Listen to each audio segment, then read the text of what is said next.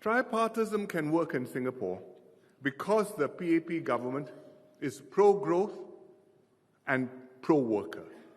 That's why we say PAP, pro-growth and pro-worker.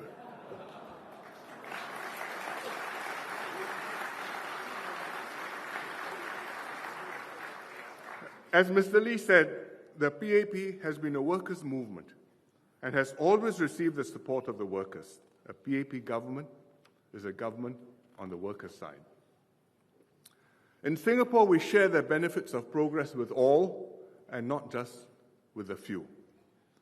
That was a credo of Mr. Lee and our founding fathers, and today it remains the PAP government's credo. At the national level, the PAP government is focused on twin priorities. First, growing and developing our economy. And second, at the same time, enabling the workers to benefit fully from the economic growth that we create. So you grow the economy, at the same time we make sure it grows in such a way that the workers can benefit fully from the prosperity which is generated. So every Singaporean can enjoy good housing, healthcare, education, all subsidized heavily by the state. We not only create good jobs, but we educate and train workers to enable them to perform these jobs. And that's why Singaporeans can look forward to better wages, higher standards of living, and brighter opportunities. With Forward SG, we'll be doing even more to uplift workers, and especially to help those at the lower end to catch up. With the government leading the country in the right direction, it's much easier for the tripartite partners to work together to create prosperity and to share the fruits of growth. Because the framework is there, the big architecture is there, the government is doing the right thing. Within that, the country is heading in the right direction. The tripartite partners, we can work together to make sure that everything turns out well. And so, as a result, we have created a Singapore premium. A Singapore premium. Companies and investors are prepared to pay more to be here, to take advantage of our harmonious industrial relations and business-friendly environment. They value being in a country that knows where it's heading, where everyone pulls together for the common good. Everything works, and life can get better for all. And Singaporeans enjoy this premium personally. You carry a pink IC, you have a red passport, you go with pride and confidence anywhere in the world. You are at a premium because of your identity, because you are part of this Singapore team. Our workers do similar jobs as other workers in the region. But because companies can operate more efficiently and reliably here, because they can rely on our political stability and competent, clean government, because they have every confidence and trust in Singapore and in you. Therefore, for doing the same job, workers in Singapore can earn significantly more than workers anywhere else in the region. That's why people are coming into Singapore to work permit holders, S-pass holders, employment pass holders, to be here, to be part of this successful team, is to command a premium. Not the opposite. You don't find Singaporeans queuing up to go somewhere nearby to work.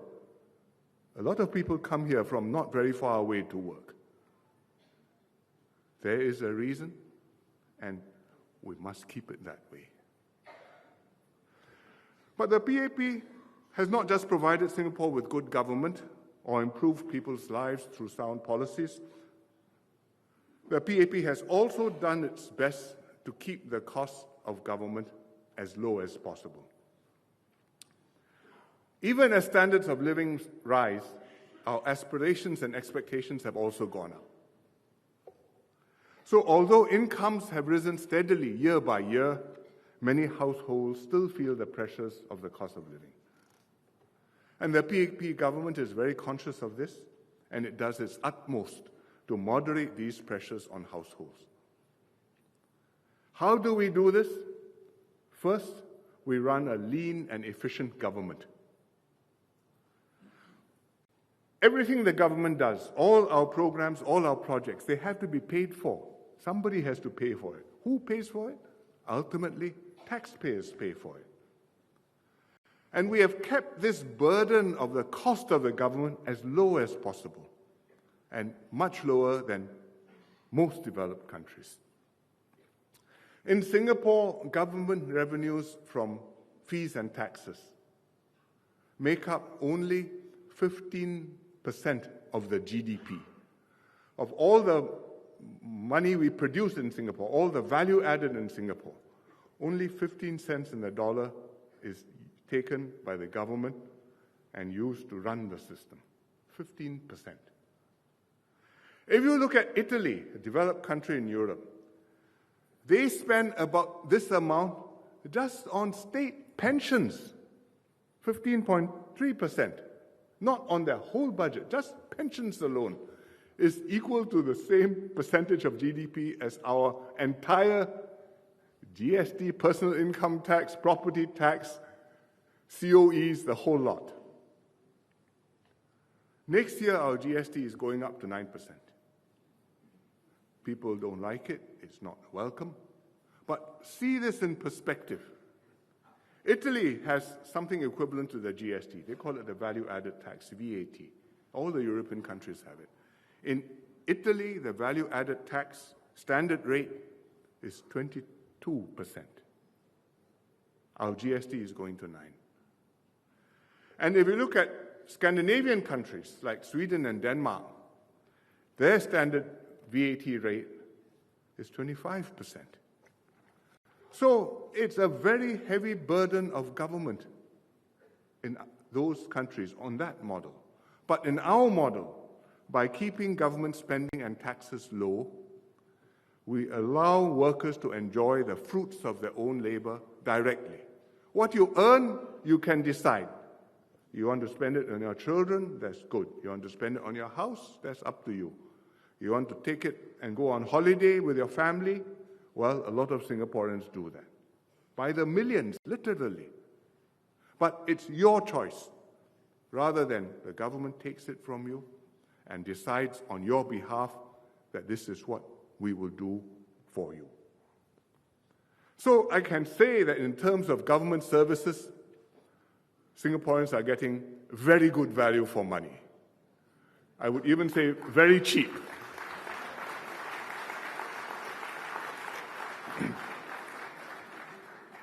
So, secondly,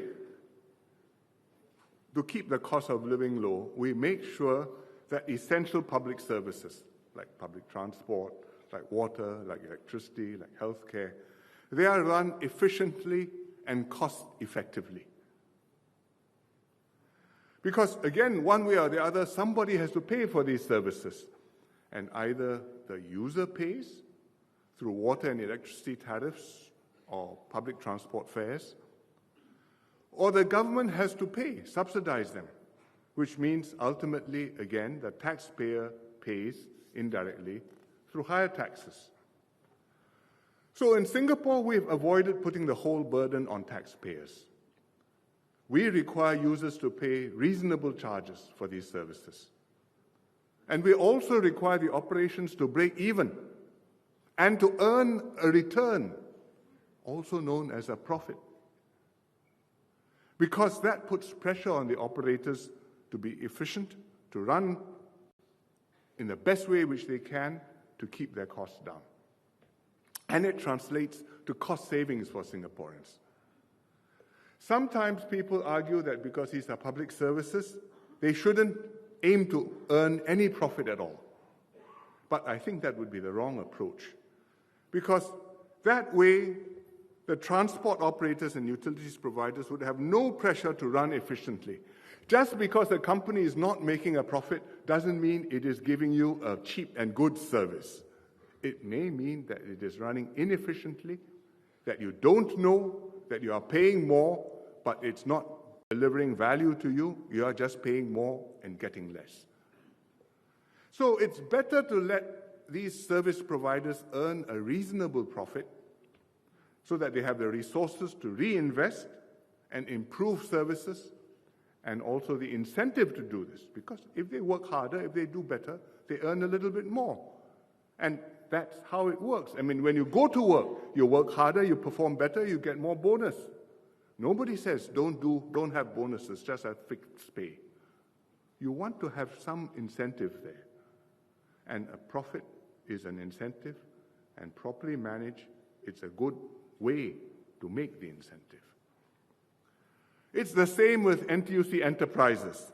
If NTUC Fair Price didn't break even and make a surplus every year, and didn't give some dividends to all the NTUC Fair Price members every year, do you think it could grow the business and improve services to its members? It would have shut down long ago. Or the Chinese say, 关门大吉. But because it has to break even, because there's a lot of pressure on the NTUC Fair Price Board, because we make them pay rent when they rent HDB properties. Therefore, they are able to run, they recruit a good management team, they run a good operation, they break even, they are able to have house brands, they are able to have basic necessities kept very affordable, and they have a small dividend for you at the end of the year if you have been a loyal customer. I think it's a good model. And in fact, one of Dr. Goh Keng Swee's motivations for mooting the setting up of co-ops, the first one was income, not fair price, but fair price came later, but the motivation was the same. And that motivation was so that union leaders will learn how businesses are supposed to work, and they can understand profit is not a dirty word. So this is our approach. There's a reason we do it this way, and we think it is the right way to do it for workers' interests. But of course, it's not always so easy to do, because when, from time to time, the costs of providing these services go up, then the charges also have to be adjusted, also have to go up. Whether it's public transport fares, whether it's electricity tariffs, water tariffs, hospital fees. Sometimes they have to be adjusted. Each time, it's hard. Fare increases, fee increases are never welcome. We must always get the companies to try hard, to trim costs further, to operate more efficiently. And we must be very careful not simply to pass on any higher costs to consumers without thinking about it. But still, when fee increases or fare increases cannot be avoided, we have to go through with them. Sometimes you can enhance productivity, you can save money, you can pass on the benefits to commuters, to consumers. Buses in Singapore used to have conductors, 2 men per bus. It costs money, and the conductor can't earn very much because it's not a very productive job. So to save costs, we went from 2MO to OMO, 1-man operation, 1 bus conductor, or 1 bus driver.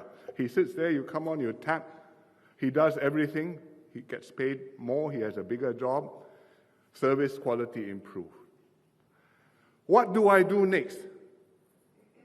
One day, maybe no MO. No bus driver. You go on, the robot says, "Hi, good morning." And then you get onto the bus. It may come, not so soon, but it may come. But meanwhile, when costs go up, when wages go up, when diesel prices go up, when new buses, which are safer, cost more, what do? Well, you have to adjust fares, and we have to explain to people why this has to be done. I think overall this approach has worked quite well. We've brought our public transport system to a high standard. Our fares, frankly speaking, are among the lowest in the developed world. Our utilities are reliable and affordable. You turn on the tap, water comes out. Clean water comes out. Water you can drink. You flick the switch, the light comes on. It comes on properly. It doesn't flicker, and go out. I went on an overseas visit earlier this year. I visited the museum. I went to the museum. They had little lights in the corners everywhere. They said, very sorry, today blackout. Can't be helped. It was a national problem. Everybody knew it. Cannot be solved. But if that happens in Singapore, I will be preparing to answer questions in Parliament this afternoon. So we have got good value for money.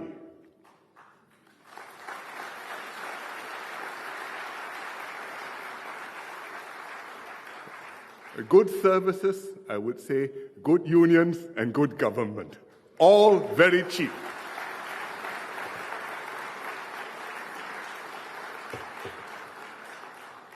This strategy has kept costs moderate for all households. But some households will have special circumstances, will need extra help, and we have provided this extra help. We've given them targeted assistance in the form of cash or vouchers, like USAVE rebates, public transport vouchers, GST vouchers, CDC vouchers, Medifund to help you pay your medical fees if you can't afford even the subsidized rates. And we target it so that those who most need help get the most help. And depending on household, it can be a lot of help. So some households will get up to $9,000 of direct help in this financial year. It's not a small sum of money. For a household like that, it may be 3, 4, 5 times their monthly income.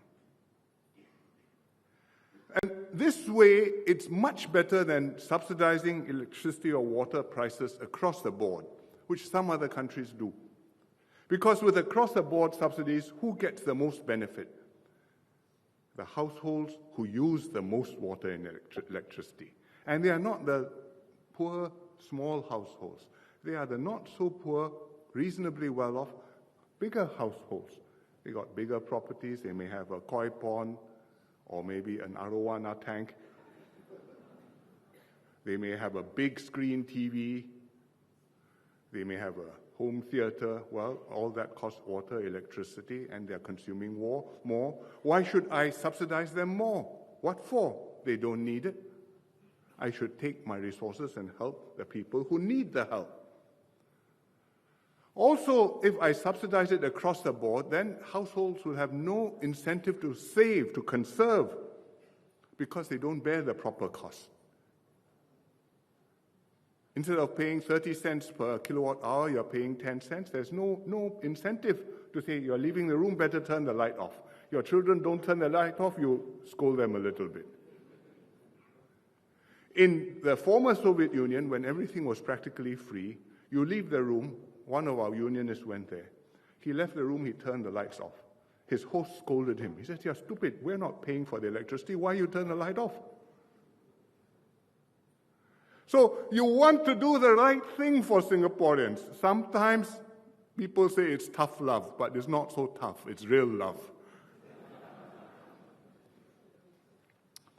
So that's why our strategy, I think, is better.